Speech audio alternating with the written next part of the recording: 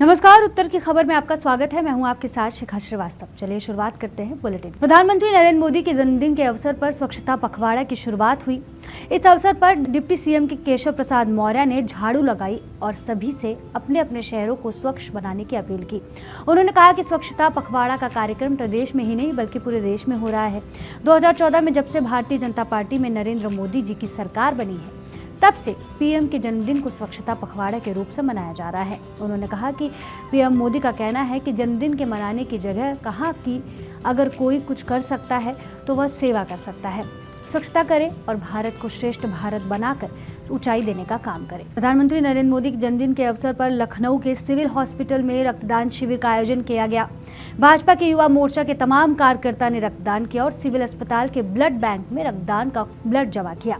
वित्त मंत्री सुरेश खन्ना ने ब्लड डोनेट कर रहे कार्यकर्ताओं को सर्टिफिकेट प्रदान किए। गौरतलब है कि पीएम के जन्मदिन को बीजेपी सेवा पखवाड़ा के तौर पर मना रही है। लखनऊ के थाना हुसैनगंज स्थित विधायक निवास में शव मिलने से हड़कंप मच गया। लाश की सूचना पर मौके पर पुलिस पहुंची और लाश को कब्जे में लेकर उसे पोस्टमार्टम के लिए भेज दिया। लाश पर जाहिर तौर पर चोट के निशान है और पुलिस का कहना है कि किसी भी घटना से इनकार नहीं किया जा सकता। डीसीपी सेंट्रल रवीना त्यागी ने मीडिया को बताया कि हम जांच कर रहे हैं और जल्द ही इस दिशा में खुलासा करेंगे। लाश एक युवक की है जिसकी शिनाख्त नहीं हो पाई है। देखिए, थाना हुसैनगंज क्षेत्र में यहाँ पर प्रेमाइसिस के अंदर एक बॉडी होने की सूचना प्राप्त हुई थी, जिसमें स्थानीय पुलिस पीआरबी आदि यहाँ पर पहुँच करके उसको हॉस्पिटल ले जाया गया तो वहाँ पे उनको मृत घोषित किया गया। बॉडी की अभी शिनाख्त नहीं हो पाई है। कुछ ज़ाहिरा चोटें दिखाई दे रही हैं।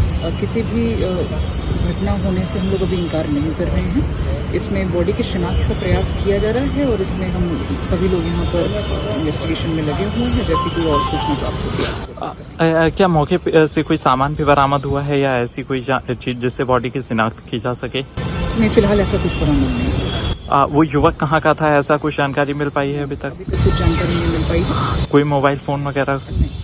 अभी कुछ नहीं। ठीक। कांग्रेस विधानमंडल नेता आराधना मिश्रा मोना ने उत्तर प्रदेश में कानून व्यवस्था पर सवाल उठाए हैं। उन्होंने यूपी में हुए आपराधिक घटनाओं पर सिलसिलेवार ब्यौरा प्रस्तुत कर जवाब मांगा है। उन्होंने कहा कि विधानसभा से लेकर जहां भी मुख्यमंत्री योगी जाते हैं कानून व्यवस्था की बात करते हैं, लेकिन 2017 से महिला अपराध सबसे ज्यादा 55% उत्तर प्रदेश में हुए हैं। उत्तर प्रदेश अपराध में नंबर 1 है।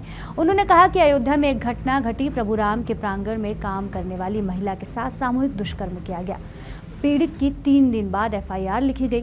बीजेपी नेता के बेटे की वजह से कार्रवाई नहीं की गई। मोना मिश्रा ने पूछा कि क्या बाबा का बुलडोजर लखनऊ वापस आ गया है। एक सवाल पूछना चाहती हूँ मुख्यमंत्री जी से कि अभी कुछ दिन पहले अयोध्या में इसी तरह की घटना पे बुलडोजर चला, क्या वो बुलडोजर लखनऊ वापस आ गया कि अभी भी अयोध्या में उस पीड़िता को न्याय देने के लिए बाबा का बुलडोजर वहां भी चलेगा?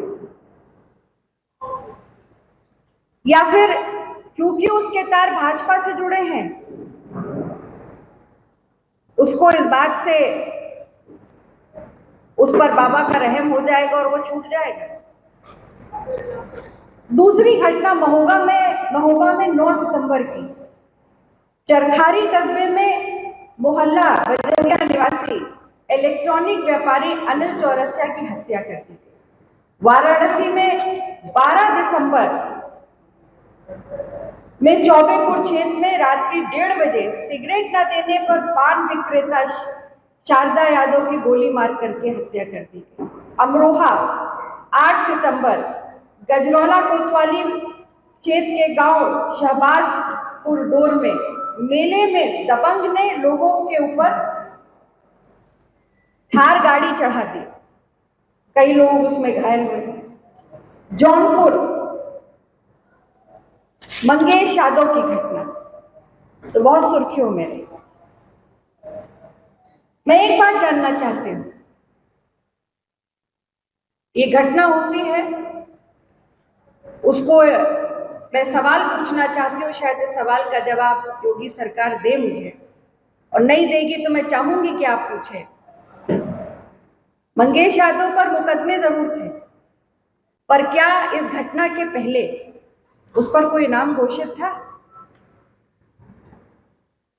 क्या वो इनामी बदमाश के नाम पर 1 लाख का इनाम कितने दिनों में उस पर पकड़ने के बाद हुआ और कितना उसके पहले था, ये सवाल मैं पूछना चाहती हूँ आप सबके माध्यम से। भारतीय जनता पार्टी के प्रदेश अध्यक्ष भूपेंद्र चौधरी ने उत्तर प्रदेश बीजेपी और उत्तर प्रदेश की ओर से प्रधानमंत्री नरेंद्र मोदी को जन्मदिन की बधाई दी। इस अवसर पर प्रेस मीडिया को संबोधित करते हुए उन्होंने केंद्र की मोदी सरकार और प्रदेश की योगी सरकार की तरफ से जनहित में जारी योजनाओं और कामों की लंबी फहरिस्त गिनाई। दीनदयाल उपाध्याय योजना के तहत 10 करोड़ से अधिक महिलाओं को संगठित कर उनकी आजीविका, डिजिटल साक्षरता और सामाजिक विकास के लिए 90 लाख से अधिक स्वयं सहायता समूह SGS बनाए जाएंगे। लखपति दीदी योजना के तहत PM मोदी जी ने 11 लाख नई लखपति दीदियों को प्रमाण पत्र दिए। 1 करोड़ से अधिक लखपति दीदी प्रतिवर्ष 1 लाख से अधिक की कमाई कर रही हैं। पर्यटन दीदियों और पर्यटन मित्रों के माध्यम से SHGS युवाओं के पोर्टल से जोड़ा गया है। 4.3 लाख SHGS के 48 लाख सदस्यों को लाभ मिला है। 5.00 करोड़ का बैंक ऋण जारी किया गया है। 2,35,400 रुपये के SHGS के 25.8 लाख सदस्यों को लाभ हुआ है। मुद्रा लोन से 10 लाख से बढ़कर 20 लाख रुपए किया गया। 2 लाख करोड़ के PM पैकेज की घोषणा, जिससे युवाओं में रोजगार और कौशल को बढ़ावा मिलेगा। 5 साल में 4.1 करोड़ युवाओं को लाभ पहुंचाना है। 1 करोड़ युवाओं को टॉप कंपनी के इंटर्नशिप के अवसर और एक मुश्त सहायता राशि दी है। केंद्र सरकार ने 15.00 से अधिक नई नियुक्ति की घोषणा की है। 20 लाख युवाओं को कौशल युक्त बनाने का लक्ष्य और 1.000 औद्योगिक प्रशिक्षण संस्थानों का सुधार होगा। पहली बार रोजगार पाने वाले EPFO के तहत आने वाले कर्मचारियों को 3 किस्तों में 15,000 तक प्रोत्साहन की राशि दी जाएगी। 1 लाख तक की आय वाले कर्मचारियों को EPFO में सरकारी योगदान का फायदा को हर 1 लाख तक आय वाले कर्मचारियों को जोड़ने का है। 2 साल तक 3,000 प्रति माह। श्रम पोर्टल का एकीकरण 22 इंडस्ट्रियल जोन के विकास से नई उद्योगों को बढ़ावा, रोजगार और सृजन। स्टार्टअप और MSME की वित्तीय कर प्रोत्साहन। आयुष्मान भारत का विस्तार। 70 से अधिक आयु वाले सभी वृद्ध नागरिकों को 5 लाख मुफ्त बीमा, जिससे 4.5 करोड़ परिवारों और 6 करोड़ वृद्ध नागरिकों को लाभ होगा।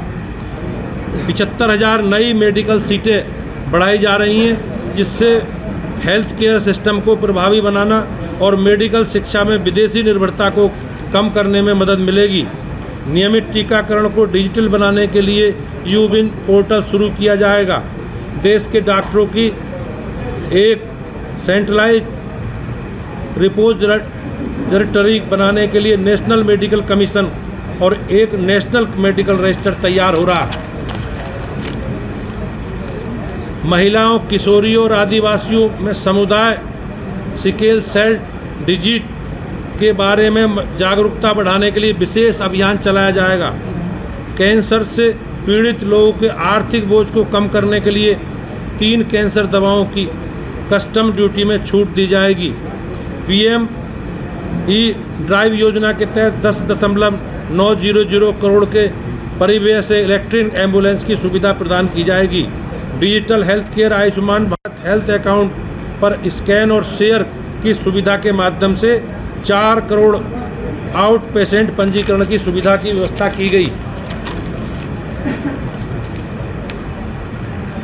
औपनिवेशिक युग में आपराधिक कानूनों को बदलने के लिए 1 जुलाई 2024 को 3 नए कानून। कांग्रेस का हमेशा एजेंडा रहा समाज में जाति के नाम पे, भाषा के नाम पे, क्षेत्र के नाम पे जाति समाज को बंटवारा करते रहो, और ये विरासत में कांग्रेस को मिला है। लेकिन भारतीय जनता पार्टी सामाजिक समरसता की बात करती है, सामाजिक सद्भाव की बात करती है और माननीय प्रधानमंत्री जी 140 करोड़ लोगों को एड्रेस करते हैं। हम सबको साथ लेकर चलने के संकल्प के साथ आगे बढ़ रहे हैं। ये लोग परिवारवादी हैं और अपने घर की, अपने परिवार की विरासत को लेकर आगे बढ़ रहे हैं। मोदी जी और योगी जी देश की और प्रदेश की विरासत के साथ आगे बढ़ रहे हैं। उत्तर की खबर में फिलहाल के लिए इतना ही। तब तक के लिए मुझे दीजिए इजाजत और आप देखते रहिए जनहितैषी।